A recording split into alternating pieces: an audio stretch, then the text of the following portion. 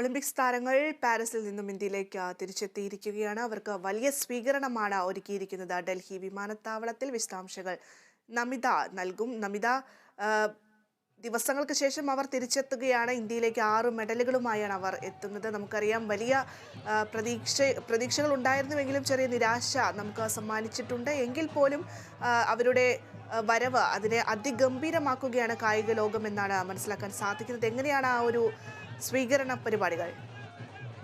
തീർച്ചയായും ഭദ്ര, വളരെ വലിയ രീതിയിലുള്ള ഒരു സ്വീകരണം തന്നെയാണ് കായിക താരങ്ങൾക്ക് ഇന്ത്യൻ കായിക മന്ത്രാലയം ഒരുക്കിയിരിക്കുന്നത്. അല്പസമയം മുൻപായിരുന്നു ഡൽഹി വിമാനത്താവളത്തിൽ അവർ എത്തിയിട്ടുണ്ടായിരുന്നത്. വലിയ തരത്തിലുള്ള സ്വീകരണം, ബാൻഡ് മേളങ്ങളും വാദ്യാഘോഷങ്ങളും മുഴക്കിയുള്ള ഒരു വലിയ സ്വീകരണം തന്നെയാണ് കായിക താരങ്ങൾക്കായി ഒരുക്കിയിട്ടുള്ളത്.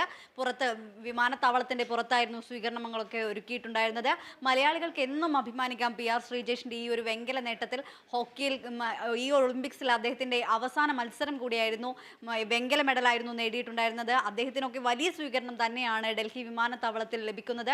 മാത്രമല്ല, മറ്റു താരങ്ങൾക്കും, അദ്ദേഹത്തോടൊപ്പം തന്നെ ഹോക്കിയിലെ തന്നെ മറ്റു താരങ്ങൾക്കും, പാരീസ് ഒളിമ്പിക്സിൽ മത്സരിച്ചിട്ടുള്ള ഇന്ന് ഇന്ത്യയിലേക്ക് തിരിച്ചെത്തിയ എല്ലാ താരങ്ങൾക്കും വലിയ സ്വീകരണം തന്നെയാണ് കായിക മന്ത്രാലയം ഒരുക്കിയിട്ടുള്ളത്. നമ്മുടെ അഭിമാന താരങ്ങൾക്കെല്ലാം വലിയ രീതിയിലുള്ള ഒരു സ്വീകരണമാണ് കായിക മന്ത്രാലയം ഒരുക്കിയിട്ടുള്ളത്. പ്രത്യേകിച്ച് വിനേഷ് ഫോഗോട്ടൊക്കെ എത്തുന്നതേയുള്ളൂ.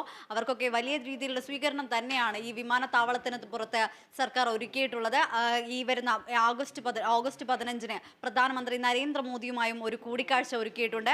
117 പാരീസിൽ മത്സരിച്ച 117 അത്ലറ്റുകളുമായി അദ്ദേഹം കൂടിക്കാഴ്ച നടത്തുന്നതായിരിക്കും.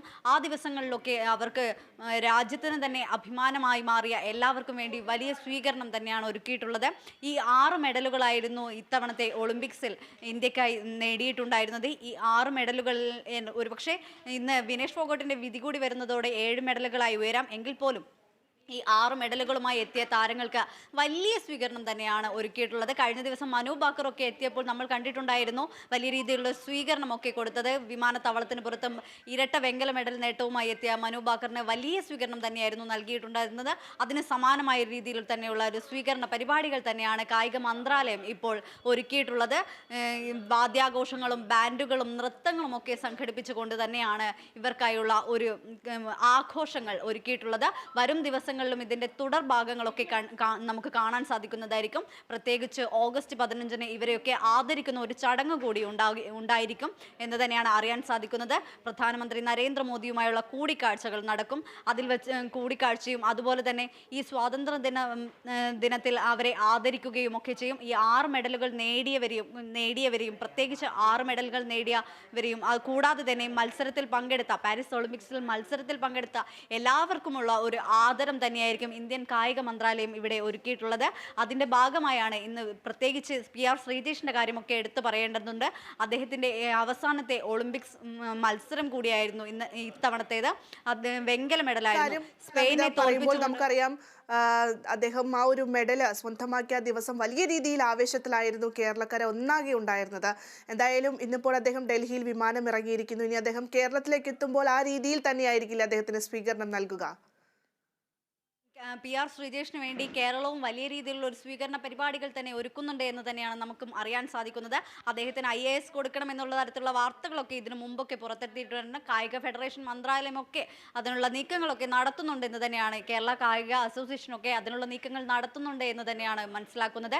കാരണം ഈ ഒരു മാർച്ച് പാസ്റ്റിൽ അവസാന സമാപന ദിവസത്തെ ചടങ്ങിലെ മാർച്ച് പാസ്റ്റിൽ ഇന്ത്യയുടെ കൊടി ഉയർത്തിയിട്ടുണ്ടായിരുന്നത്, പതാക വഹിച്ചിട്ടുണ്ടായിരുന്നത് PR ശ്രീജേഷ് കൂടിയായിരുന്നു. കൂടാതെ മനു ബാക്കറും ഇരട്ട വെങ്കല മെഡൽ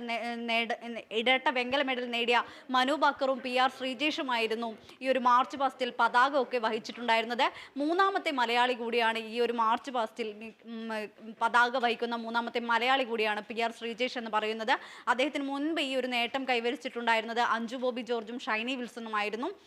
അത്തരത്തിലുള്ള കാര്യങ്ങൾ മലയാളിക്ക് എന്നും അഭിമാനിക്കാവുന്ന ഒരു നേട്ടം തന്നെയാണ് PR ശ്രീജേഷിൻ്റെതെന്ന് പറയുന്നത്. ഒളിമ്പിക്സിലെ അവസാനത്തെ മത്സരത്തിൽ അദ്ദേഹത്തിന് വെങ്കല മെഡൽ നേടാനായിട്ടുണ്ട്. ഹോക്കിയിൽ സ്പെയിനെ തോൽപ്പിച്ചുകൊണ്ടായിരുന്നു ഈ ഒരു വെങ്കല മെഡൽ നേടാൻ സാധിച്ചിട്ടുണ്ടായിരുന്നത്. കഴിഞ്ഞ തവണത്തെ ടോക്കിയോ ഒളിമ്പിക്സിലും ഹോക്കിയിൽ അദ്ദേഹത്തിൻ്റെ നേതൃത്വത്തിലുള്ള ടീമിന് ഈ ഒരു വെങ്കല മെഡൽ തന്നെയായിരുന്നു നേടാൻ സാധിച്ചിട്ടുണ്ടായിരുന്നത്. എന്തായാലും കായിക മന്ത്രാലയം വലിയ രീതിയിലുള്ള ഒരു സ്വീകരണ പരിപാടി തന്നെയാണ് ഈ ഡൽഹി വിമാനത്താവളത്തിന് പുറത്ത് ഒരുക്കിയിട്ടുള്ളത് എന്ന് തന്നെയാണ് പറയാനുള്ളത്. ഭദ്ര. വ്യക്തമാണ് നമിത. എന്തായാലും ഒളിമ്പിക്സ് താരങ്ങൾ ഇപ്പോൾ ഡൽഹിയിലേക്ക് പാരീസിൽ നിന്നും എത്തിയിരിക്കുകയാണ്. നേരത്തെ കുറച്ച് പേർ എത്തിയിരുന്നു, ഇപ്പോൾ കുറച്ച് പേർ എത്തിയിട്ടുണ്ട്. എന്തായാലും വിനേഷ് ഫോഗട്ടൊക്കെ വരാനിരിക്കുന്നതേ ഉള്ളൂ. വലിയ രീതിയിലുള്ള സ്വീകരണമാണ് ഇവർക്ക് ഒരുക്കിയിട്ടുള്ളത്. പ്രത്യേകിച്ചും PR ശ്രീജേഷ് ഇനി അല്പസമയത്തിനകം അല്ലെങ്കിൽ ഇന്നോ നാളെയോ ആയിട്ട് കേരളത്തിലേക്ക് എത്തും. അദ്ദേഹത്തിന് കേരളത്തിലും വലിയ രീതിയിൽ സ്വീകരണം ഒരുക്കിയിട്ടുണ്ട് എന്നാണ് മനസ്സിലാക്കാൻ സാധിക്കുന്നത്.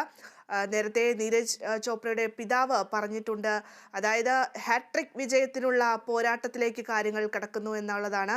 എന്തായാലും ഇത്തവണത്തെ ഒളിമ്പിക്സ് കഴിയുമ്പോൾ ഇനി അടുത്ത ഒളിമ്പിക്സിനുള്ള തയ്യാറെടുപ്പുകൾ ആരംഭിക്കുന്നു എന്നുള്ളത് തന്നെയാണ് മനസ്സിലാക്കാൻ സാധിക്കുന്നത്. അമിതയാണ് വാർത്തയുടെ വിശദാംശങ്ങൾ നൽകുന്നത്.